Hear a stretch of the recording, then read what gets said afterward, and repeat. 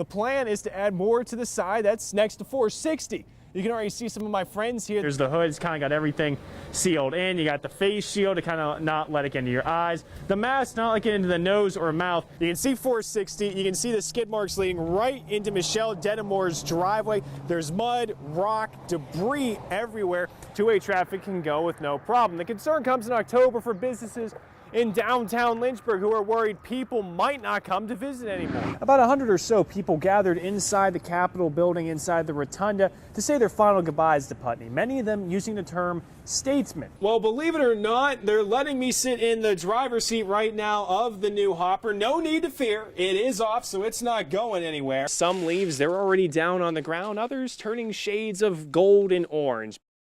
I always said I wanted to go into the military. Hank Burns joined at 17 and became active duty at 18.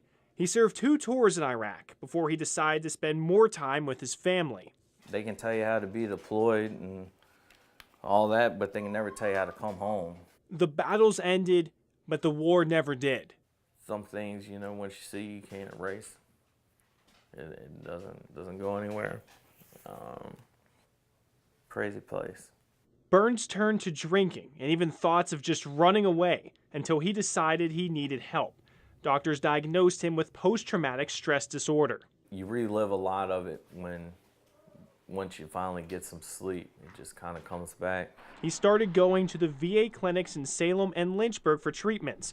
It started off well, but then medicine didn't get delivered on time, long waits for appointments, and then 2 weeks ago, he hit a breaking point. I was sitting there in tears. I was just broken at this point.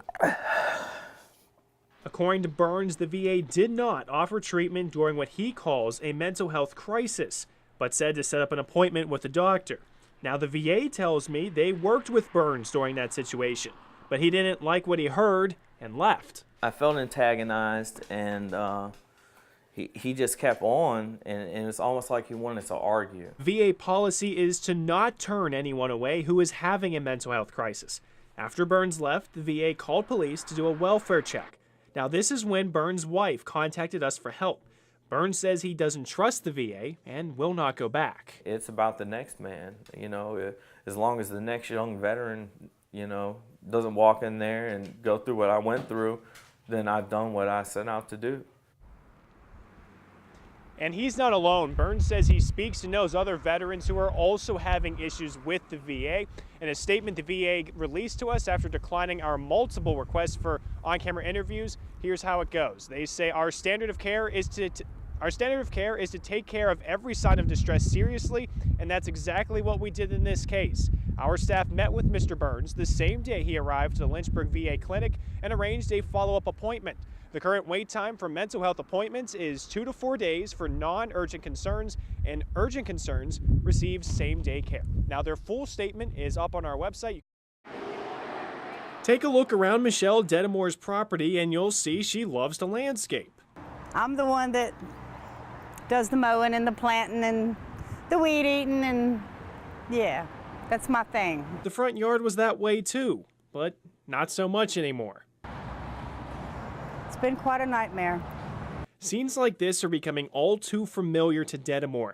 This week alone, she says 6 cars have hydroplaned from Route 460 right into her front yard. So I'd say that's pretty frequent and too many. Enough is enough. She's lived at the property for 2 years, and at this point, it's almost become commonplace. And it's been 1, 2, 3, 4, 5, 6, 7, 8, 9, 10 accidents since I've lived here. She wants VDOT to put a guardrail where the cars are running off and has already put in a work request. We don't have all the time in the world. Somebody's life's going to depend on you responding. VDOT officials say they're going to fix the drainage ditch alongside the highway. They say we've received so much rain, it just has no place to go. Dedamore just wants to see some actions before it's too late. Yeah, you just hope you don't come out and see something horrific. The bus usually arrives at the Day household around 3:30 to drop off their son. Last Thursday, they received this note. Starting tomorrow, you're going to be on a new bus, new route, all new times. He now catches the bus around 6 a.m. instead of around 7. We decided to wait with the family to see how long he's on the bus in the afternoon. Normally, he's home by 3:30, so that's when I started the timer. I mean, he had a pattern that he was getting used to, and now all of a sudden, everything's having to change on him. Well, it's very frustrating because our primary purpose is to get the children to school and get them home safely. District Transportation Director David Randall says right now the school district has 57 buses. Each runs a high school, middle school route and an elementary school route. He says they have only 3 substitute drivers and an average about 4 to 5 people calling out sick a day. That even the manager is having to go out and drive buses. Yeah, we're really short on drivers this year. That's pretty upsetting that they're that short. Randall says the changes are permanent. Each route for high school students is supposed to be around 1 hour. Elementary schools around 30 to 45 minutes, and there are some outliers. Day's route is one of them.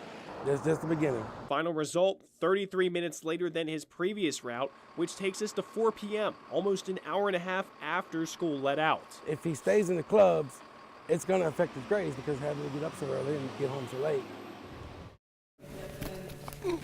This is just 45 pounds, and that's just a fraction of this whole setup. 215 pounds in all. The Randolph sophomore lifting it with ease. I just sort of got into it and never looked back. It's a privilege to watch her train. Meredith Allwine is stronger than you and me. Now, don't take it personal. She's stronger than most people. You know, you get to work towards a personal goal, and it's like self-fulfilling. The 19-year-old Virginia Beach native picked up the sport only 2 years ago. She played soccer and ran track, but credits her background in gymnastics for her lifting ability. This perfectionist kind of mindset I got from gymnastics, and you can really work towards a technical skill every single day. Allwine is already seeing success. She's the junior weightlifting national champion, grabbed silver at the Junior Pan Am Games, and placed 7th at the Junior World Competition.